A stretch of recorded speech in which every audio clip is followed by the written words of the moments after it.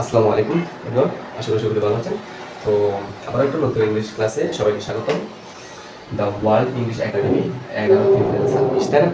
এরপর হচ্ছে আমরা কি নিয়ে আলোচনা করবো? আজকে আলোচনা করবো হচ্ছে ইংলিশ নিয়ে। INGLISH, ইংলিশ, তাই না? What's the language, what's the English, English কি আসলে? ইংলিশ ইজ আমরা আমাদের বাংলাদেশে প্রচলিত আছে যে ইংলিশ একটা সাবজেক্ট।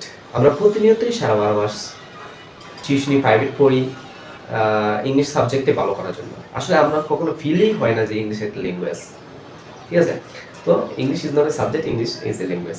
তো আমরা আমাদের একটা ধর্ম আছে, পৃথিবীতে অনেক ধর্মই প্রচলিত আছে। অ্যাট দ্য সেম ওয়ে ইংলিশেরও একটা ধর্ম আছে। আমরা যেরকম ধর্ম আমরা মেনে চলি, ইংলিশেও একটা ধর্ম মেনে চলে।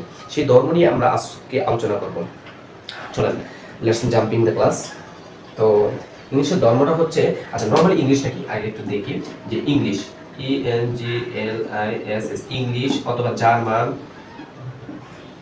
জার্মান অথবা কি স্পেনিশ, SPENISH, স্পেনিশ, হ্যাঁ স্পেনিশ। আবার যদি বলি এগুলো দ্বারা হচ্ছে ভাষাকে রিপ্রেজেন্ট করে, কি বলে ভাষা। আবার আমি যদি বলি যে দা INGLISH, দা ইংলিশ অথবা হচ্ছে দা জার্মান, অথবা আমি যদি বলি দা স্পেনিশ, SPENISH, স্পেনিশ, কি বলবো, SPENCH, স্পেনিশ, হ্যাঁ স্পেনিশ। এগুলো দ্বারা হচ্ছে জাতিকে রিপ্রেজেন্ট করা হয়, কি জাতি, তাই না? এখন শুধু যদি ইংলিশ ইংলিশ জার্মান স্পেনিশ, তাহলে ভাষাকে বোঝায়, নট এ সাবজেক্ট, ওটাকে ভাষা বোঝায়। আবার যদি the English, the German, the Spanish, এগুলো যদি বোঝায় তাহলে জাতিকে রিপ্রেজেন্ট করে। আচ্ছা এখন আসি হচ্ছে ইংলিশ বাক্যের ধর্মটা কি, সেটা নিয়ে আমরা আলোচনা করবো এখন, হ্যাঁ। আচ্ছা বিষয়কে দেখেন, এখন হচ্ছে আমরা ইংলিশ বাক্যের ধর্মটা কি সেটা নিয়ে আলোচনা করবো।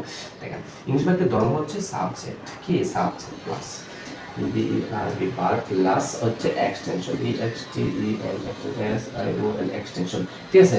এটা কিন্তু একটা ইম্পর্টেন্ট পার্ট আছে। দেখো সাবজেক্ট ভার্ব এক্সটেনশন, এটাই হচ্ছে ইংলিশ বাক্যের কি, ইংলিশ বাক্যের ধর্ম। সাবজেক্ট ভার্ব অবজেক্ট, এটা অনুসরণ করে, এটা মেনে চলে, এই ধর্মটা মেনে চলে ইংলিশ ল্যাঙ্গুয়েজ, ঠিক আছে? এই ধর্মটা মেনে চলে তার মনে বা প্রকাশ করে সম্পূর্ণরূপে। এখন প্রশ্ন হচ্ছে কিভাবে আমরা এটা ইউজ করবো, সাবজেক্ট হিসেবে আমরা কি বসাই দেখি একটু। যেমন হি, she, it, they, he, she, ইট, দে, কোনো কিছু না, কোনো না, তাই না? সেগুলো হচ্ছে সাবজেক্ট হিসেবে ব্যবহার করি। এন্ড দেন হচ্ছে বার, তাই না? বার হচ্ছে ক্রিয়া, ক্রিয়া মানে কাজ, ক্রিয়া বা কাজ, কোনো কিছু কাজ একটা বার বসবে। এন্ড এট ফার্স্ট হচ্ছে সাবজেক্ট হিসেবে এগুলো একটা বসাবো, কোনো কিছু নাম বসাবো, অথবা এরপরে হচ্ছে একটা বার বসাবো। এন্ড দেন হচ্ছে এক্সটেনশন, এক্সটেনশন আমরা পর্যন্ত একটা ভুল করে আসছি যে আমরাও করে আসছি যে সাবজেক্ট ভার্ব অবজেক্ট, কিন্তু এটা totally wrong concept. Subject verb object না, সাবজেক্ট ভার্ব এক্সটেনশন বলা, ঠিক আছে?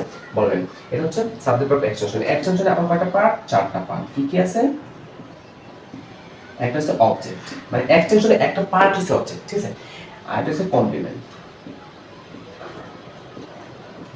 কমপ্লিমেন্ট আর কি, আর হচ্ছে অ্যাডভার্বিয়াম, অ্যাডভার্বিয়াম, আর হচ্ছে নন ফাইনাইট, নন নন ফাইনাইট, ঠিক আছে? এটা একটা পার্ট হচ্ছে এক্সটেনশন। আসলে বুঝতে পারছেন? এখন বিষয়টা ক্লিয়ার হবে যদি আমি কয়েকটা एग्जांपल টানি। যে অবজেক্ট, অবজেক্ট আমি যদি অবজেক্ট বুঝি, ইংরেজি বাক্যের ধর্মটা থাক এন্ড দেন সবকিছু মুছে দেই। আচ্ছা দেখেন, আমি যদি एग्जांपल দিই অবজেক্টের, অবজেক্টের কিছু एग्जांपल দিই। যেমন আমি যদি বলি এ লাভস মি, হ্যাঁ আই আই ট্রাইস, এগুলা কি, এটা হচ্ছে একটা অবজেক্টিভ ফর্ম, এটা একটা অবজেক্ট। কারণ কি অবজেক্ট তো আছে, কমপ্লিমেন্টারি কি, তাহলে হচ্ছে কোনটা করা যাবে, কমপ্লিমেন্ট, হ্যাঁ কমপ্লিমেন্ট কি, আমি যদি বলি যে good is a good man, অথবা ইউনিভার্সিটি ও doctor, he is a doctor, তাই না? আচ্ছা এখন হচ্ছে অ্যাডভার্বিয়ালের কিছু অ্যাডিং, অ্যাডভার্বিয়াল হচ্ছে অ্যাডভার্বিয়াল, অ্যাডভার্বিয়াল। তো অ্যাডভার্বিয়াল কি, আমি যদি বলি goes to school. He goes to school. আমি যদি বলি he is studying STUDY and studying in the room. ঠিক আছে? আচ্ছা এটা হচ্ছে নন ফাইনাইট। আচ্ছা নন ফাইনাইটের একটা এক্সাম্পল দিই। একটা হচ্ছে নন ফাইনাইট। নন ফাইনাইট নন ফাইনাইটের একটা দেখে দিই। So he goes to the restaurant. He reads as he likes, he likes to read story book. Story read book. ঠিক আছে? আচ্ছা এখন আমরা তুলনা করবো যে অবজেক্ট কোনগুলো। আচ্ছা আমরা প্রতিনিয়তই পড়ে আসছি মানে সাবজেক্ট ভার্বের পরে যাই থাকুক সব কিছুই অবজেক্ট, কিন্তু এটা টোটাল কনসেপ্ট রং কনসেপ্ট ছিল। এখন অবজেক্ট হচ্ছে যে আচ্ছা কমপ্লিমেন্ট আগে দেখি। দেখেন কমপ্লিমেন্টটা হচ্ছে যে তিনটা পার্ট লাগে, একটা সাবজেক্ট ভার্ব এক্সটেনশন, তাই না? যখন সাবজেক্ট আর এক্সটেনশন একই জিনিস হবে, কি বলছি, সাবজেক্ট আর এক্সটেনশন একই জিনিসকে বোঝাবে, তখন সেটা হচ্ছে কি কমপ্লিমেন্ট। সেটা হচ্ছে কমপ্লিমেন্ট, বুঝতে পারছেন? আচ্ছা he is good, he is a doctor, he হচ্ছে সাবজেক্ট বা doctor of extension.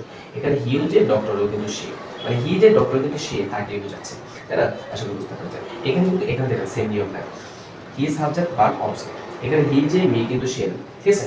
He loves me, সে আমাকে ভালোবাসে। দুজন কিন্তু একই ব্যক্তি না, একই ব্যক্তিকে রিপ্রেজেন্ট করে নাই, দুজন আলাদা ব্যক্তি। আসলে এটা হচ্ছে অবজেক্ট। আচ্ছা অ্যাডভার্বিয়াল টাইপ একটু দেখি। হি গোস টু স্কুল, সে স্কুলে যায়। অ্যাডভার্বিয়াল অলওয়েজ হচ্ছে প্রিপজিশন দ্বারা শুরু হবে, প্রিপজিশন দ্বারা শেষ হবে। He is studying in the room, এই যে প্রিপজিশন দ্বারা শেষ হচ্ছে।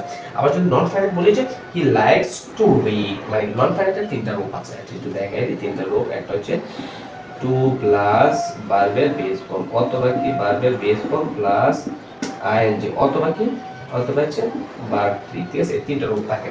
তো সাবজেক্ট ভার্বের পরে নন ফাইনাইট, এটা হলো কি এক্সটেনশন, বাক্যের বাকি অংশ। আশা করি বুঝতে পেরেছেন। তো ক্লাসটি কেমন লাগলো কমেন্ট বক্সে জানাবেন, আর হচ্ছে ভিডিওটা সবাইকে দেখার সুযোগ করে দিবেন। লাইক কমেন্ট শেয়ার করতে বলবেন না। বেস্ট অফ লাক, সবাই ভালো থাকেন, আবার দেখা হচ্ছে।